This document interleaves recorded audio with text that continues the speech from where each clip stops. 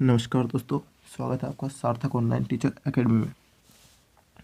तो आज मैं आपके लिए लेकर आया हूँ अपने बाल विकास और शिक्षा शास्त्र की सक्सेस सीरीज का प्रैक्टिस सेट नंबर 4, जिसमें हम टॉप 30 क्वेश्चंस डिस्कस करने वाले हैं।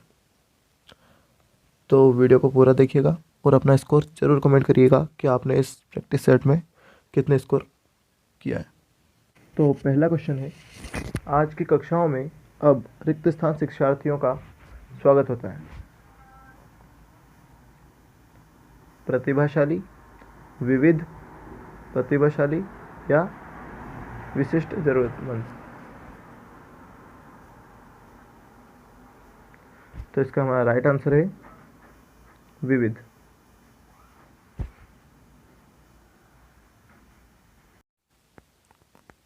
क्वेश्चन नंबर 2, नींद की अल्पावधि कमी शिक्षार्थियों को प्रभावित करती है। तो नींद की जो अल्पावधि होती है वो शिक्षार्थियों को प्रभावित करती है, वजन में वृद्धि करती है उनके, या मधुमेह का खतरा बढ़ाता है, उससे मधुमेह का खतरा बढ़ जाता है, या कमज़ोर प्रतिरक्षा, या फिर एकाग्रता और स्मृति को कम करना। तो इसका हमारा राइट आंसर हो जाएगा एकाग्रता और स्मृति को कम करना। क्वेश्चन नंबर 3, भारत में शिक्षा में असमानता निम्न में से किस कारण कम हो गई है? ऑप्शन इसके धार्मिक हस्तक्षेप, सामाजिक सुधार, संवैधानिक प्रावधान या सांस्कृतिक विविधता। तो इसका हमारा राइट आंसर होगा संवैधानिक प्रावधान। क्वेश्चन नंबर 4, फ्रेंड्स इस क्वेश्चन का स्क्रीनशॉट ले लीजिएगा क्योंकि ये very very very important question है आपके एग्जाम के लिए। NIOS शिक्षा की रिक्त स्थान एजेंसी का एक उदाहरण है। गैर औपचारिक, औपचारिक, NGO या अनौपचारिक। तो इसका हमारा राइट आंसर होगा गैर औपचारिक। जो NIOS है वो शिक्षा की गैर औपचारिक एजेंसी का एक उदाहरण है। नेक्स्ट क्वेश्चन, क्वेश्चन नंबर 5, ऐसे पारिवारिक और सामुदायिक संसाधन क्या हैं जिन पर बच्चे सामूहिक रूप से आकर्षित हो सकते हैं? सदस्यता पूंजी, संरचनात्मक पूंजी, राजकोषीय पूंजी या सामाजिक पूंजी। तो फ्रेंड्स इसका तो सभी ने राइट आंसर ही लगाया होगा, सामाजिक पूंजी। अगला क्वेश्चन है क्वेश्चन नंबर 6, समस्या को सुलझाने की रणनीतियों में छात्रों को संलग्न करने और उनकी सोच को आगे बढ़ाने के तरीके क्या हैं? अवधारणा गठन, पूछताछ और व्याख्याओं का उपयोग, बार बार प्रश्न को संबोधित करना, दोस्त से अच्छे से बात करना, या उन्हें अतिरिक्त कक्षेतर कार्य देना। तो हमारा इसका राइट आंसर होगा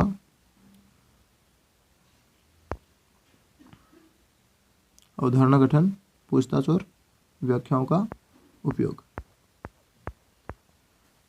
फ्रेंड्स अगर आपके कुछ क्वेश्चंस गलत हो रहे हो तो आप ये मत सोचिए कि हमारे कितने क्वेश्चंस गलत हो रहे हैं, जबकि ये सोचिए कि हम कितने क्वेश्चंस एग्जाम में सही करने वाले हैं, है ना। क्योंकि आप यहाँ पे गलत करते हो क्वेश्चंस, उससे कोई फ़र्क नहीं पड़ता, लेकिन अगर आप एग्ज़ाम में गलत करते हो तो उसका बहुत फ़र्क पड़ता है ना।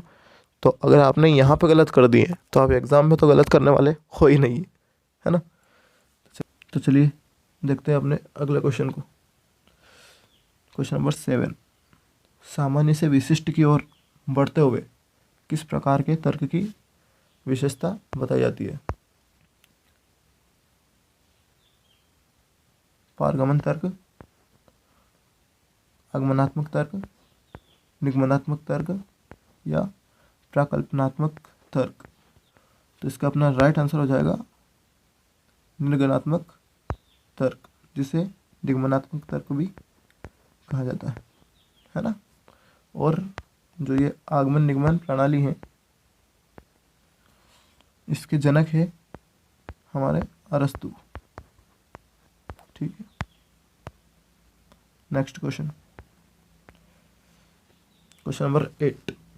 स्मृति का वह कौन सा भाग है जो वैसी सूचना संग्रहित करता है जिसकी सचेत रूप से जानकारी नहीं रहती है?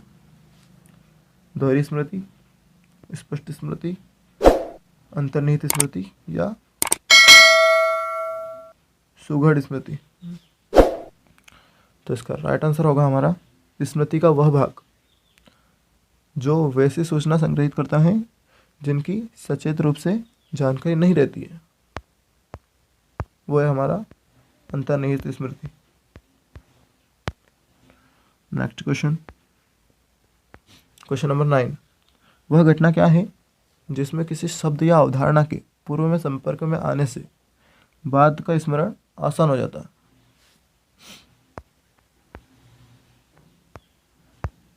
ऑप्शन है हमारे प्राइमिंग, व्युत्पत्ति, अचेतन प्रत्यक्षीकरण या अवचेतन स्मृति। तो इसका हमारा राइट आंसर हो जाएगा प्राइमिंग। और फ्रेंड्स, आपको कुछ ही दिनों में इस चैनल पर सभी सब्जेक्ट के ऐसे ही top and important questions provide किए जाने वाले हैं।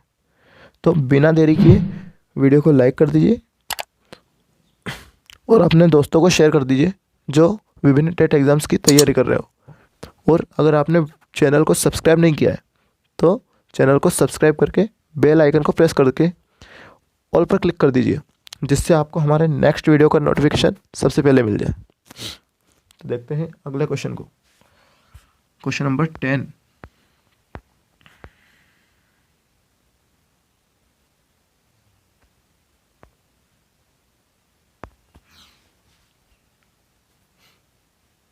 किस परीक्षा के संचालन के दौरान बच्चों को कहानी सुनाने के लिए कहा जाता है? बाल अंतर्बोध परीक्षण, जिसे CAT कहते हैं, Minnesota multiphasic personality inventory, MMPI,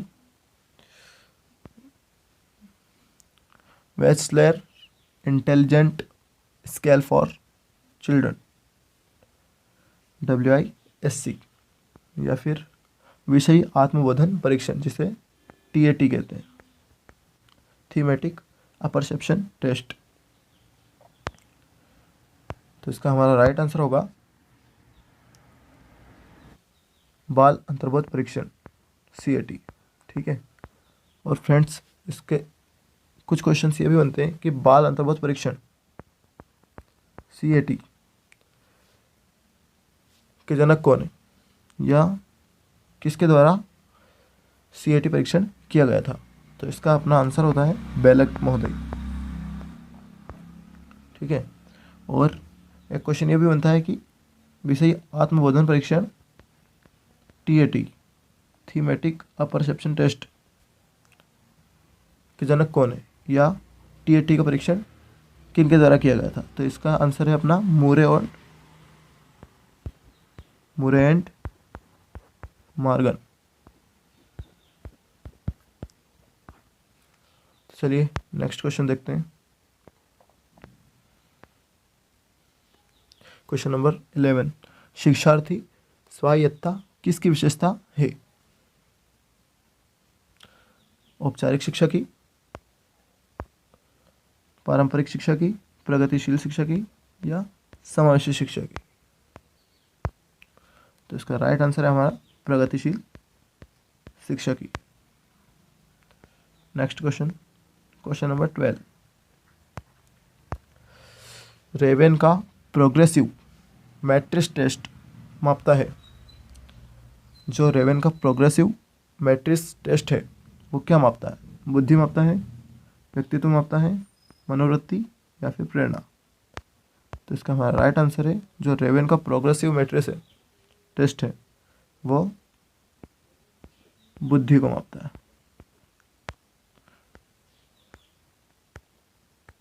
question number 13।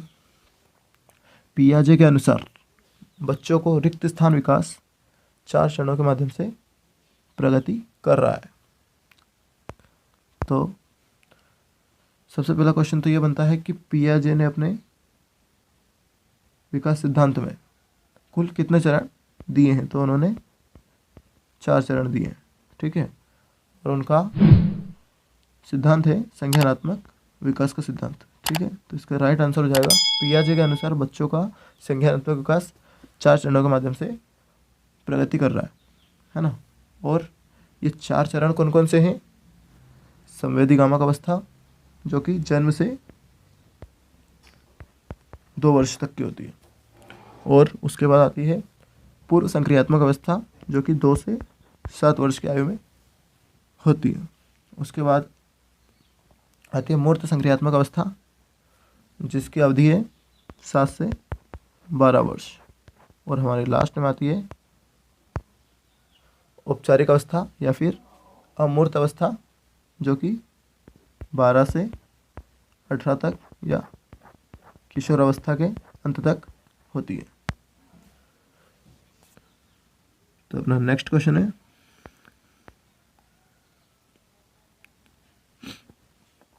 कई लोग जो उस समय जब वे सुन रहे थे कि राजीव गांधी की हत्या कर दी गई थी जीवित थे, उन्हें ठीक से याद है कि वे कहाँ थे और वे क्या कर रहे थे। यहाँ किस प्रकार की स्मृति दर्शाई गई है? पूर्वदीप्ति स्मृति, घोषणात्मक स्मृति, संवेदी स्मृति या अर्थगत स्मृति। तो हमारा इस क्वेश्चन का राइट आंसर हो जाएगा पूर्वदीप्ति स्मृति। जब हमें पुरानी बातें ऐसी की ऐसी याद होती है तो हमारी वो पूर्वदीप्ति स्मृति होती है। Next question, question number 15। रिक्त स्थान शिक्षार्थियों को अपवादात्मक श्रेणी के अंतर्गत शामिल नहीं किया जाता। साधारण, मंद, प्रतिभाशाली या धीमे। तो इसका हमारा राइट आंसर हो जाएगा साधारण। साधारण शिक्षार्थियों को अपवादात्मक श्रेणी के अंतर्गत शामिल नहीं किया जाएगा। Question number 16।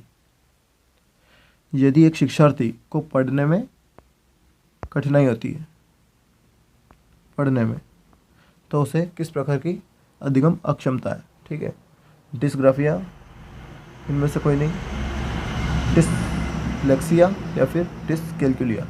तो फ्रेंड्स, इसमें जो हमारा डिसकैल्कुलिया होता है ये गणितीय अक्षमताओं के कारण होता है, जबकि जो डिसलेक्सिया है ये पढ़ने संबंधी विकार होते हैं इसमें। और जो डिस्ग्राफिया है ये हमारा लिखने संबंधी विकार होता है। इसको याद रखने की एक ट्रिक भी है कि ग्राफ, ठीक है, क्योंकि ग्राफ हम लिखते हैं, बनाते हैं, है ना। तो ये लिखने संबंधी अक्षमता है ना। तो हमारा इस क्वेश्चन का राइट आंसर है, क्योंकि इसमें पूछा था कि पढ़ने में कठिनाई होती है, तो इसका हमारा राइट आंसर हो जाएगा डिसलेक्सिया, ठीक है। Next question, question number 17। एक शिशु को पिता को अन्य पुरुषों से अंतर करने में समय लगता है। विकास का यह दृष्टिकोण निम्न सिद्धांत के कारण होता है। पूर्ण से अंश, केंद्र से परिधि, अंश से पूर्ण या फिर सामान्य से विशिष्ट। तो इस क्वेश्चन का हमारा राइट आंसर हो जाएगा सामान्य से विशिष्ट। Next question, question number 18। प्रसिद्ध शरीर क्रिया वैज्ञानिक फिजियोलॉजिस्ट जिनका शास्त्रीय अनुकूलन क्लासिकल कंडीशनिंग पर किया गया कार्य बाल मनोविज्ञान के क्षेत्र को प्रभावित करता है, वे हैं Edward Thorndike, Wolfgang Kohler, Jean पियाजे या इवान पावलोव। तो हमारे थॉर्नडाइक जाने जाते हैं प्रयत्न एवं भूल के सिद्धांत के लिए। गोल्फ कोहलर हमारे चिंपैंजी पर प्रयोग के लिए जाने जाते हैं। जीन पियाजे संज्ञानात्मक विकास का सिद्धांत, और इवान पावलोव अनुकूलित अनुक्रिया सिद्धांत या फिर शास्त्रीय अनुकूलन सिद्धांत, और क्लासिकल कंडीशनिंग सिद्धांत के प्रतिपादक हैं। तो इसका राइट आंसर हो जाएगा हमारा इवान पावलोव। और इवान पावलोव इकलौते मनोवैज्ञानिक हैं जिनको 1904 में नोबेल पुरस्कार से सम्मानित किया गया था। इकलौते मनोवैज्ञानिक हैं जिनको 1904 में नोबेल पुरस्कार से सम्मानित किया गया था। अन्य किसी मनोवैज्ञानिक को नोबेल पुरस्कार से सम्मानित नहीं किया गया है। तो देखते हैं नेक्स्ट क्वेश्चन को, क्वेश्चन नंबर 19। कहावत एक सफलता के बाद अनेक सफलता मिलती है, अधिगम के किस नियम पर लागू होता है? अभ्यास के नियम पर, तत्परता के नियम पर, प्रभाव के नियम पर, या सफलता के नियम पर? तो फ्रेंड्स, ये जो हमारे अभ्यास का नियम, तत्परता का नियम और प्रभाव का नियम है, ये हमारे थॉर्नडाइक के मुख्य नियम है। ठीक है, और थॉर्नडाइक जान जाते हैं हमारे बिल्ली पर प्रयोग के लिए, और इनके सिद्धांत का नाम है प्रयास एवं त्रुटि सिद्धांत, प्रयत्न और भूल का सिद्धांत। तो इस क्वेश्चन का हमारा राइट आंसर हो जाएगा कि कहावत एक सफलता के बाद अनेक सफलता मिलती है, अधिगम के प्रभाव के नियम पर लागू होता है। तो नेक्स्ट क्वेश्चन है क्वेश्चन नंबर 20। व्यावहारिक उद्देश्य की विशेषता है। उपयुक्त में से कोई नहीं। अवलोकनीय और परिमेय, अवलोकनीय और असीमित, या गैर अवलोकनीय? फ्रेंड्स, ये क्वेश्चंस आपके माइंड को चेक करने वाला क्वेश्चन है। तो देखते हैं अगला क्वेश्चन, क्वेश्चन नंबर 21। निम्नलिखित में से प्रेरणा का मानवतावादी दृष्टिकोण क्या है? आत्मसम्मान की आवश्यकता और आत्मतृप्ति, धारणा सफलता का श्रेय और असफलता, लक्ष्य उम्मीद और आत्म प्रभावकारिता, या प्रलोभन सुदृढ़ और दंड देने वाला? तो इस क्वेश्चन का हमारा राइट आंसर हो जाएगा प्रेरणा का एक मानववादी दृष्टिकोण है आत्मसम्मान की आवश्यकता और आत्म तृप्ति। नेक्स्ट क्वेश्चन, नैतिक विकास पर कोहलरबर्ग के सिद्धांत में, पहला क्वेश्चन तो ये बनता है कि नैतिक विकास का सिद्धांत किनका है? तो ये कोहलरबर्ग ने दिया है। ठीक है, तो नैतिक विकास पर कोहलरबर्ग के सिद्धांत में विकास के कितने प्राथमिक चरण मौजूद हैं? 3, 4, 2 या 6? तो इसका हमारा राइट आंसर है 3।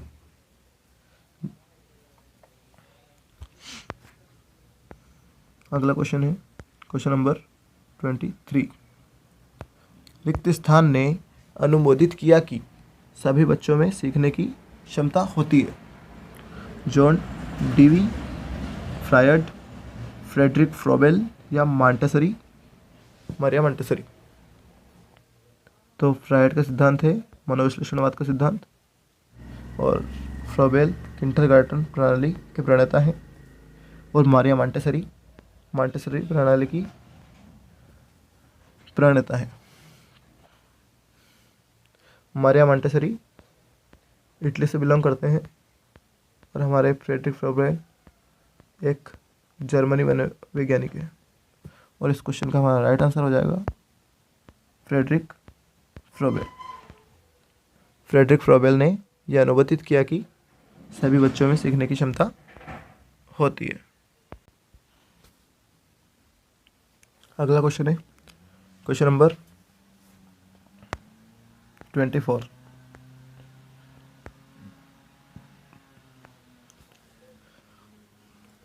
रिक्त स्थान बच्चों की रचनात्मक सोच के संवर्धन के लिए रचनात्मक कौशल अभ्यास के लिए पुस्तकें हैं। समृद्ध पुस्तकें, विचार पुस्तकें, एकीकृत पुस्तकें, या रचनात्मक पुस्तकें? तो इसका हमारा राइट आंसर हो जाएगा विचार पुस्तकें। विचार पुस्तकें बच्चों के रचनात्मक सोच के संवर्धन के लिए रचनात्मक कौशल अभ्यास के लिए पुस्तकें हैं। Next question number 25।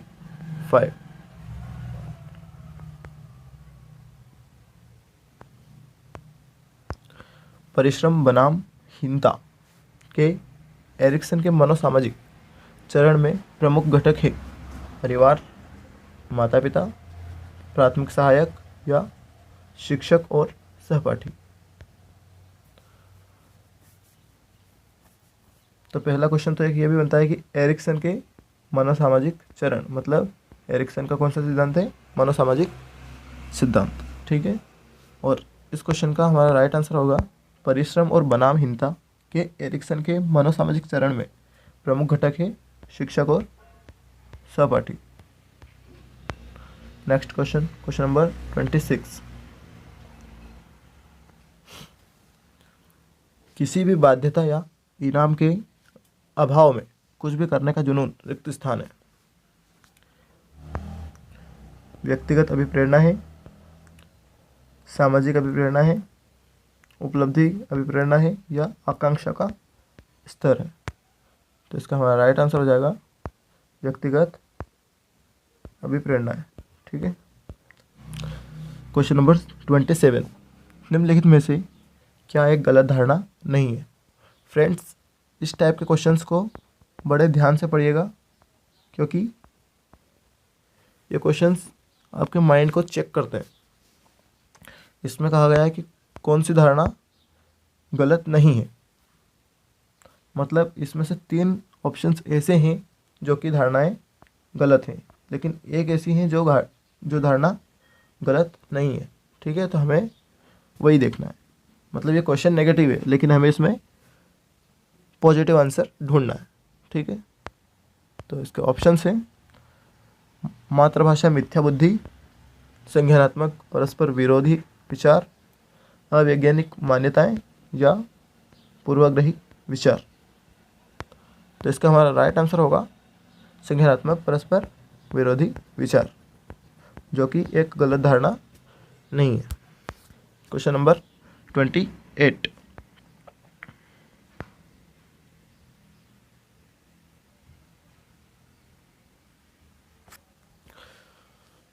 जीवन भर होने वाले व्यवहार को समझने, समझाने और भविष्यवाणी करने का प्रयास करने के साथ साथ ऐसे सवालों के जवाब कौन देता है? विकासात्मक मनोवैज्ञानिक, वाइगोत्स्की सिद्धांतकार, धोखाधड़ी विचारक या एरिक्सन सिद्धांतकार। तो इसका हमारा राइट आंसर है विकासात्मक मनोवैज्ञानिक। Question number 29। श्रवण शिक्षार्थियों को प्रेरित करने के लिए शिक्षक को उसे प्रोत्साहित करना चाहिए कि रिक्त स्थान। इसके ऑप्शंस हैं छोटी इकाइयों में पठन सामग्री का उपयोग करें, क्लब की गतिविधि और नाटक, स्किट आदि में भाग लें, चर्चा में सम्मिलित हो या पढ़ाई करते समय रंगीन कलम और हाइलाइट्स का उपयोग करें। तो इसका हमारा राइट आंसर हो जाएगा चर्चा में शामिल हो। Question number 30। पियाजे के सिद्धांत के अनुसार प्रभावी अधिगम रिक्त स्थान है। सामग्रिक संकलन है, मूल याद रखना है, सक्रिय अधिगम है या एकाग्रता से पढ़ना है। तो इस क्वेश्चन का हमारा राइट आंसर है सक्रिय अधिगम। तो फ्रेंड्स, अपना स्कोर कमेंट कर दीजिए। तो मिलते हैं नेक्स्ट वीडियो में, तब तक के लिए नमस्कार।